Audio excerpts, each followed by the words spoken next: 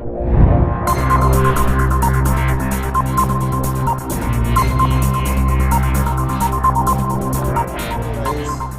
M Saroj Kumar Sharma. Welcome back to my channel Pragya science coaching centre और PS coaching centre. Today we will read 20 most important physics objective question of class 12th. साथियों, आज इस class में हम लोग 12th class physics के 20 most important objective प्रश्न पढ़ेंगे जो परीक्षा के दृष्टिकोण से अति महत्वपूर्ण हैं. इसमें जो प्रश्न हैं ये प्रकाश चैप्टर से लेकर के, लाइट से लेकर के विद्युत चैप्टर से लिए गए हैं. काफ़ी मोस्ट इम्पोर्टेंट है, आप इसको ध्यान से देखें और याद करें. इससे परीक्षा में प्रश्न पूछे जाते हैं. तो चलिए हम लोग समय बर्बाद नहीं करते हैं, अपना क्लास शुरू करते हैं. ये जो प्रश्न है कंपटीशन एग्जाम के लिए भी काफ़ी महत्वपूर्ण है. तो चलिए शुरू करते हैं. इस क्लास का सबसे पहला प्रश्न है, यह दर्पण में बना प्रतिबिंब हमेशा सीधा आकार में वस्तु के बराबर हो तो दर्पण है. ये दर्पण में बना प्रतिबिंब हमेशा सीधा आकार में वस्तु के बराबर हो तो दर्पण है. तो हमेशा सीधा आकार एवं वस्तु के बराबर समतल दर्पण से ही प्रतिबिंब बनता है. उत्तल या अवतल से ऐसा नहीं होता. हमेशा सीधा होना और हमेशा आकार में बराबर होना वह समतल से ही संभव है. उत्तल से क्या बड़ा भी बनता है, काल्पनिक भी बनता है, छोटा भी बनता है, समतल से भी वही होता है. तो आपका आंसर होगा समतल दर्पण जो आकार में बराबर और सीधा प्रतिबिंब बनाता है. अवतल उत्तल आंसर नहीं होगा, तो बी हो जाएगा. अगला क्वेश्चन देखिए, डायनेमो से किस प्रकार की धारा प्राप्त होती है. डायनेमो से किस प्रकार की धारा प्राप्त होती है. विकल्प है प्रत्यावर्ती धारा, दिष्ट धारा, दोनों या इनमें से कोई नहीं. प्रत्यावर्ती का मतलब एसी ऑल्टरनेटिव करंट, दिष्ट धारा माने डीसी, और ये दोनों पूछता है या कोई नहीं. तो देखिए ये जो प्रत्यावर्ती धारा है यह क्या है, जो करंट से आता है. जो बिजली की धाराएं होती है वो एसी होती है, जबकि जनरेटर की जो धारा होती है वो डीसी होती है. तो जनरेटर का ही संक्षिप्त रूप समझिए, छोटा एक रूप है जिसको डायनेमो हम बोलते हैं. और तो डायनेमो से क्या होगा, डीसी धारा निकलती है, दिष्ट धारा निकलती है. अगला क्वेश्चन देखिए, अति चालक का लक्षण है. अति चालक का लक्षण है क्या, अनंत पारगम्यता, निम्न पारगम्यता, उच्च पारगम्यता या शून्य पारगम्यता. अति चालक का लक्षण क्या है, अनंत पारगम्यता, निम्न पारगम्यता, उच्च पारगम्यता या शून्य पारगम्यता. चलिए थोड़ा सा हम लोग देख लेते हैं. अति चालक का मतलब हम जानते हैं कि जब किसी चालक से विद्युत धारा का प्रवाह होता है तो धारा के प्रवाह में एक बल कार्य करता है जिसे चालक का प्रतिरोध कहा जाता है. और प्रतिरोध जितना ज़्यादा होगा उससे धारा का प्रवाह क्या होगा, कम होगा. लेकिन जब प्रतिरोध का मान कम होने लगता है, डिक्रीज होने लगता है, तो धारा का प्रवाह क्या होता है, ज़्यादा होता है. प्रतिरोध कम होगा तो धारा ज़्यादा होगा. तो अगर धीरे धीरे ऐसा ही होता जाए, प्रतिरोध का मान शून्य हो जाए तो धारा का मान क्या होगा, बहुत अधिक हो जाएगा, अधिक हो जाएगा. तो ऐसा कभी संभव नहीं है कि किसी चालक के प्रतिरोध का मान शून्य हो जाए. और अति चालकता कहता है कि यदि किसी चालक के प्रतिरोध का मान शून्य हो जाए तो उससे प्रवाहित होने वाली धारा अनंत समय तक बहती रहेगी, जो कि संभव नहीं है. यह एक कल्पना किया गया. अति चालकता क्या है, कल्पना किया गया है कि हो सकता है कि किसी चालक का प्रतिरोध शून्य हो जाए. यह तभी होगा जब पारगम्यता क्या हो, उच्च हो. यह तभी संभव है जब पारगम्यता उच्च हो, लेकिन ऐसा होता नहीं है, यह कल्पना किया गया है. चलिए तो अगला क्वेश्चन देखते हैं. बर्नौली प्रमेय आधारित है. बर्नौली प्रमेय आधारित है संवेग संरक्षण पर, आवेश संरक्षण पर, ऊर्जा संरक्षण पर या इनमें से कोई नहीं. थोड़ा सा याद कर लें कि बर्नौली ने जो अपना प्रमेय दिया था द्रव के ऊर्जा के संरक्षण के बारे में इसने बताया था. तो इसका आंसर होगा सी, ऊर्जा संरक्षण के संबंध में दिया था. अगला क्वेश्चन है, गैस इंजन खोज किसने किया था. ये तो सिंपल है, याद कर लेना है. डैमलर ने क्या किया था, गैस इंजन खोज किया था, डैमलर. अगला क्वेश्चन है, विद्युत चुंबक बनाने के लिए प्रायः किस पदार्थ के छड़ का उपयोग होता है. विद्युत चुंबक बनाने के लिए किस पदार्थ के छड़ का प्रयोग होता है, नरम लोहा का, पीतल का, इस्पात का या इनमें से कोई नहीं. यानी विद्युत चुंबक बनाने के लिए किस पदार्थ के छड़ का उपयोग होता है, नरम लोहा, पीतल, इस्पात या कोई नहीं. तो देखिए यहाँ एक बात याद कर लेना है कि विद्युत चुंबक में वैसे पदार्थ लिए जाते हैं जो बहुत जल्द चुंबकित हो जाए, पुनः उसका चुंबकीय गुण नष्ट भी हो जाए. तो तभी संभव है जब क्या होगा, यह नरम लोहा लिया जाए, क्योंकि नरम लोहा को करंट द्वारा तुरंत चुंबकित कर दिया जाता है और फिर जैसे करंट हटा लिया जाता है क्या होता है, लोहा के रूप में आ जाता है. तो नरम लोहा का ही विद्युत चुंबक बनाया जाता है, जबकि इस्पात का अस्थायी चुंबक बनाया जाता है। इस्पात का अस्थायी चुंबक बनाया जाता है और पीतल का चुंबक नहीं बनता है। नरम लोहा का विद्युत चुंबक, इस्पात का अस्थायी चुंबक, पीतल का नहीं बनता है। चलिए अगला क्वेश्चन देखते हैं। निम्नलिखित में से कौन सा यंत्र प्रतिवर्ती धारा को एक दिश धारा में परिवर्तित करता है? यानी कौन सा यंत्र है जो प्रत्यावर्ती धारा को एक दिश यानी AC को DC में कौन बदलता है? AC करंट को DC करंट पे कौन बदलता है? विकल्प है कंडेंसर, ट्रांसफार्मर, अल्टरनेटर या इनमें से कोई नहीं। कंडेंसर, ट्रांसफार्मर, अल्टरनेटर या इनमें से कोई नहीं। तो देखिए यहाँ कंडेंसर का अपना अलग काम है। कंडेंसर वो धारा को बदलने का काम नहीं करता है। ट्रांसफार्मर क्या करता है? यह AC करंट के साथ इसका उपयोग किया जाता है ट्रांसफार्मर का, जो धारा को या तो बढ़ाता है या घटाता है, स्टेप अप या स्टेप डाउन करने का काम करता है ट्रांसफार्मर। और वह अल्टरनेटर ही है जो DC को AC में बदलता है। DC को AC में बदलने का काम करता है अल्टरनेटर। तो आंसर कौन हो जाएगा? C। अगला क्वेश्चन देखिए। ध्वनि तरंग की प्रकृति होती है। ध्वनि तरंग की प्रकृति होती है, इसको तो याद कर लेना है कि ध्वनि तरंग की जो प्रकृति है अनुदैर्घ्य है, अनुदैर्घ्य होती है। ये अवफ्रागामी नहीं होती है और विद्युतचुंबकीय नहीं और नहीं अनुप्रस्थ है। तो यहाँ अनुदैर्घ्य है। अगला क्वेश्चन। निम्नलिखित युग्मों में से किस भौतिक राशि के समान बीमीय सूत्र नहीं है? इसमें से किसका बीमीय सूत्र समान नहीं है? तो सबका बीमा आपको डायमेंशन याद कर लेना होगा। यहाँ भार और बल दिया है। फिर से क्वेश्चन सुन लें। निम्नलिखित युग्मों में से किस भौतिक राशि का समान बीमा नहीं है?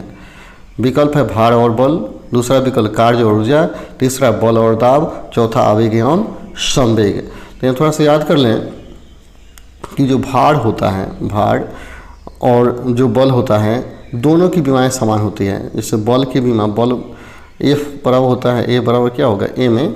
इसके अनुसार हम बीमा निकालते हैं तो M का बीमा कैपिटल M होता है और A का बीमा LT-1, यानी बल का बीमा ML/T⁻² होता है। और इतना ही बीमा होता है भार का, यानी बल और भार दोनों का बीमा होता है ML, याद कर लेना है, T⁻²।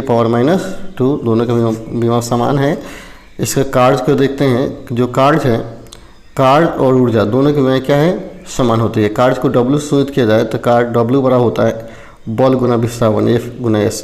तो बल का क्या होगा? ML/T⁻² बताएं, S का T होता है, दूरी डिस्टेंस नहीं, S का L हो जाएगा। तो ML² यानी कार्य ऊर्जा का बीमा हो जाएगा ML²T⁻²। इसका होगा ML²T⁻²। ये हो जाएगा कार्य ऊर्जा का बीमा समान होता है।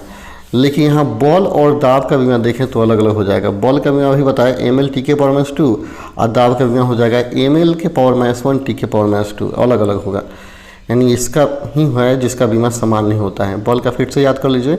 हमने बताया ML/T⁻² बल का बीमा हो गया और दाब का बीमा होता है दाब बराबर बल बटा क्षेत्रफल होता है। तो हो जाएगा ML/1T⁻²। दाब का बीमा, यही क्या है? दोनों असमान है। बल और दाब का बीमा असमान है। आवेग और संवेग का बीमा बिल्कुल बराबर होता है। आवेग और संवेग का बीमा बराबर होता है। चलिए अगला क्वेश्चन देखिए। किसी द्रव का वाष्पीकरण होने से उसका ताप, जब वाष्प में द्रव बदलेगा तो ताप क्या होगा? अपरिवर्तित रहेगा, घटेगा, बढ़ेगा, तेजी से बढ़ेगा। कौन सा विकल्प सत्य होगा? तो यहाँ देख लीजिए, जब वाष्प बदलता है, द्रव वाष्प में बदलता है तो उसका टेम्परेचर क्या होता है? लो होने लगता है, घटने लगता है। यह अपरिवर्तित कोई बात ही नहीं है, लेकिन घटेगा। ताप क्या होगा? घटने लगता है। ताप बढ़ने का कोई सवाल ही नहीं उत्पन्न होता है, यानी आंसर हो जाएगा बी। अगला क्वेश्चन है, लेंस की क्षमता का एसआई मात्रक क्या होता है? लेंस की क्षमता का एसआई मात्रक क्या होता है? विकल्प है मीटर², अन्य, मीटर या डायऑप्टर। यानी लेंस की क्षमता का मात्रक। तो लेंस की क्षमता को P से सीमित किया जाता है। P बराबर क्या होता है? 1/f। F को मीटर में मापते हैं, इस कारण से 1/मीटर। तो क्या हो जाएगा? मीटर⁻⁻1, यानी क्षमता का मात्रक प्रति मीटर हो गया, प्रति मीटर। लेंस की क्षमता का मात्रक होता है मीटर⁻⁻1 और इसी प्रति मीटर को डायोप्टर D से सूचित किया जाता है, यानी 1 प्रति मीटर बराबर 1 डायोप्टर होता है। आपका आंसर क्या हो जाएगा? डायोप्टर, यानी D होगा आंसर। अगला क्वेश्चन देखिए। विद्युत ऊर्जा को यांत्रिक ऊर्जा में बदलने की युक्ति, वह कौन सी युक्ति है जो इलेक्ट्रिक करंट को मैग्नेटिक करंट में चेंज करता है? विकल्प विद्युत मोटर, ट्रांसफार्मर, डायनेमो या इनमें से कोई नहीं। यानी विद्युत को यांत्रिक ऊर्जा में बदलता है, विद्युत ऊर्जा को।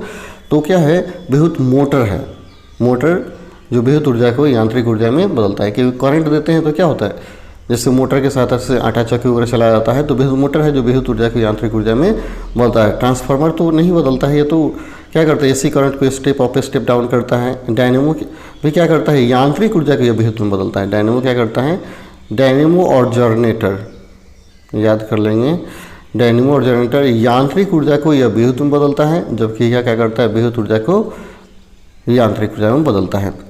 फिर से याद कीजिए, यानी यहाँ पूछ रहा था विद्युत ऊर्जा को यांत्रिक में तो क्या होगा, विद्युत मोटर होगा। वहीं कहता है यांत्रिक ऊर्जा को विद्युत में तो डायनेमो या जनरेटर हो जाएगा। अगला क्वेश्चन देखते हैं, विद्युत चुंबकीय प्रेरण का खोज किसने किया था। विद्युत चुंबकीय प्रेरण का खोज किसने किया था। विकल्प है फ्लेमिंग ने, एम्पियर ने, मैक्सवेल ने या फैराडे ने। फ्लेमिंग ने, एम्पियर ने, मैक्सवेल ने या फैराडे ने। तो देखिए यहाँ फ्लेमिंग जो दिया है, फ्लेमिंग ने बामहस्त का नियम दिया था। यह किसी चालक से जब धारा प्रवाहित होता है तो उसकी दिशा को निकालने के लिए। एम्पियर ने क्या किया, धारा के लिए परिपथीय नियम दिया था। मैक्सवेल ने भी बामहस्त नियम और दाएं हाथ का नियम दिया था। लेकिन फैराडे ही था जो विद्युत चुंबकीय प्रेरण का खोज किया था। तो आंसर क्या होगा आपका, डी। अगला क्वेश्चन, आणविक संगठन के द्वारा ऊष्मा का संप्रेषण क्या कहलाता है। आणविक संगठन के द्वारा ऊष्मा का संप्रेषण क्या कहलाता है। विकिरण, प्रकीर्णन, संवहन या चालन। तो यहाँ देखिए थोड़ा समझ लेते हैं। क्वेश्चन था आणविक संगठन के द्वारा ऊष्मा का संप्रेषण क्या कहलाता है। विकिरण का मतलब किरण के द्वारा किसी वस्तु का गर्म हो जाना है। सूर्य प्रकाश के द्वारा यदि कोई वस्तु गर्म हो रही है, इसका मतलब उसमें विकिरण हो रहा है। प्रकीर्णन का मतलब जब कोई प्रकाश किसी कण से टकरा करके उसे प्रकाशित करता है और वह कण पुनः प्रकाश का उत्सर्जन करता है, तो इसे प्रकीर्णन बोलते हैं। संवहन, तो संवहन ही है जो क्या करता है, संवहन। यहाँ क्वेश्चन था आणविक संगठन के द्वारा ऊष्मा का संप्रेषण क्या कहलाता है। तो संवहन की घटना है जिसे कहा जाता है ऊष्मा का संप्रेषण। और चालन की क्रिया में क्या होता है, जब दो चालक को या जो वस्तु का आपस में सटा कर रख दिया जाए और एक का ऊष्मा दूसरे में जाने लगे तो इसे चालन कहा जाता है। और संवहन, यहाँ आंसर क्या हो जाएगा, सी। सूर्यग्रहण के समय सूर्य का कौन सा भाग दिखाई देता है। तो इसे रट जाना है, किरीट भाग है जो सूर्यग्रहण के समय दिखाई देता है। विकल्प तो दिया था किरीट, कोई भाग नहीं, वर्णमंडल या प्रभामंडल। तो आपका किरीट ही है जो सूर्यग्रहण के समय दिखाई देता है।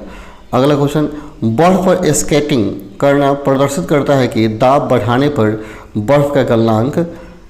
फिर से क्वेश्चन सुनिए, बर्फ पर स्केटिंग करना प्रदर्शित करता है कि दाब बढ़ाने पर बर्फ का गलनांक। विकल्प है बढ़ जाता है, पहले घटता है फिर बढ़ जाता है, अगला घट जाता है और नेक्स्ट है अपरिवर्तित रहता है। तो देखिए बर्फ पर स्केटिंग करते हैं तो उस समय हमेशा जो दाब है वह घट जाता है। दाब क्या होता है, घट जाता है। आंसर होगा आपका सी। बाह्य अंतरिक्ष में किसी अंतरिक्ष यात्री को आकाश कैसा दिखाई देता है। लाल, नीला, काला या सफ़ेद। ये भी काफ़ी सिंपल है, काला दिखाई देता है, ये तो आपको याद भी होगा। अगला क्वेश्चन देखिए, ट्रांजिस्टर के संमिश्रण में किस वस्तु का प्रयोग होता है। रजत, तांबा, सिलिकॉन या एल्युमिनियम। फिर से क्वेश्चन सुनिए, ट्रांजिस्टर के संवहन में किस वस्तु का प्रयोग होता है। रजत, तांबा, सिलिकॉन या एल्युमिनियम। तो याद रहे ट्रांजिस्टर के सम्मिश्रण में हम सिलिकॉन का ही प्रयोग करते हैं। इसके पहले हम क्लास में बताए थे कि सिलिकॉन से क्या दो प्रकार का अर्धचालक बनाया जाता है, एन टाइप अर्धचालक और एक बनाया जाता है पी टाइप अर्धचालक। पी टाइप अर्धचालक याद कर लें, सिलिकॉन से एन टाइप और पी टाइप अर्धचालक बनाया जाता है और इसी का प्रयोग करके एन टाइप पी टाइप का प्रयोग करके ट्रांजिस्टर का डायोड जो है इसी का प्रयोग करके बनाया जाता है और सिलिकॉन के ही संविचरण से ट्रांजिस्टर को बनाया जाता है। ठीक है, एंड फिर से आपको बता दें कि सिलिकॉन की सहायता से पी टाइप और एन टाइप दो अर्धचालक बनाए जाते हैं। इन दोनों अर्धचालकों का उपयोग करके डायोड बनाया जाता है। इस डायोड का उपयोग ट्रांजिस्टर में होता है। आपका आंसर सी होगा। अगला क्वेश्चन, ज्योति तीव्रता का मात्रक है। ज्योति तीव्रता का मात्रक है। विकल्प है कैंडेला, न्यूटन, ऑप्टेड या इनमें से कोई नहीं। तो सिंपल है, न्यूटन तो बल का मात्रक है। ऑप्टेड डायोप्टर जो है ये लेंस की क्षमता का मात्रक है, लेंस के क्षमता का मात्रक है। तो बच रहा कैंडेला, अतः ज्योति तीव्रता का मात्रक क्या हो जाएगा, कैंडेला होगा। अगला क्वेश्चन, निम्नलिखित प्रक्रमों में से किस एक के साथ पद CMY के संबंधित है? वोटिंग मशीन, रेलवे संकेतन, ऑफसेट प्रिंटिंग, इनमें से कोई नहीं। यहाँ दिया है CMY के। सी का मतलब हो गया श्यान, कलर है CYN, श्यान रंग है। M मैजेंटा है, Y येलो है, K काला ब्लैक है। ठीक है, यानी 4 कलर को इंडिकेट करता है CMY के। सी का मतलब श्यान, M magenta, Y yellow, K काला इन ब्लैक है। एंड 4 रंग है। ये चारों रंगों का प्रयोग किया जाता है ऑफसेट प्रिंटिंग में, जिसके सहायता से कलर पोस्टर वगैरह निकाला जाता है। तो चलिए आज के लिए इतना ही, फिर मिलते हैं कल अगले वीडियो में। यदि आपको ये वीडियो अच्छा लगा हो तो please subscribe my channel and comment में प्लीज़।